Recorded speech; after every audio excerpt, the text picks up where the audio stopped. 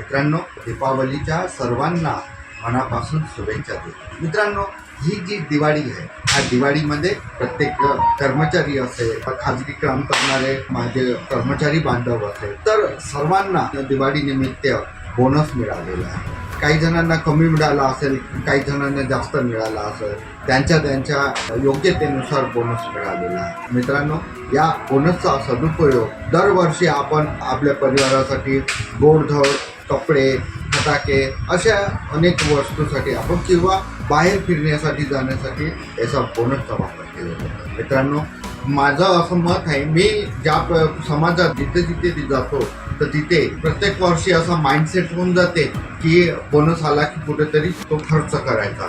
तर मित्रांनो, अशा काही योजनेमध्ये आपण जर नक्की निवेश केले, जसं काही जणांना पेन्शन नाही आहे, वयोवृद्धाच्या काळामध्ये आपल्या परिवाराला आत्मसन्मानाने जगण्यासाठी, स्वतःला आत्मसन्मानाने जगण्यासाठी पेन्शन सारख्या योजनेमध्ये थोडी तुमची अमाऊंट ह्या बोनसचा पैसा जर तुम्ही टाकले तर खरंच ह्या पैशाचा वापर पुढच्या भविष्यासाठी, उज्ज्वल भविष्यासाठी करू शकते।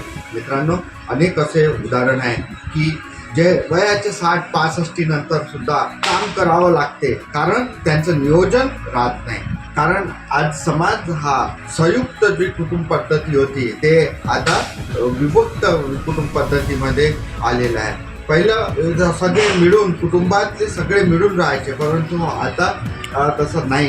कारण कामामुळे, कामाच्या व्यापामुळे म्हणा किंवा अति शिक्षणामुळे त्यांना बाहेर देशात, बाहेर मुलांना बाहेर इथे जावं लागते। त्यामुळे त्यावेळी 60-65 नंतर जो पैसा लागते त्यावेळी कोण देणार? तर मित्रांनो, यासाठी आजच आपल्या उद्यावर ढकलण्यापेक्षा आजच आपण निर्णय घ्या आणि अशा योजनेत टाका ज्यामुळे 15 ते 20 वर्षामध्ये आपल्याला गॅरंटेड आयुष्यभर, जोपर्यंत आयुष्य आहे तोपर्यंत पैसा मिळाला पाहिजे। तर मित्रांनो, वाट कशाची बघता, आजच निर्णय घ्या आणि भविष्य उज्ज्वल करा। धन्यवाद।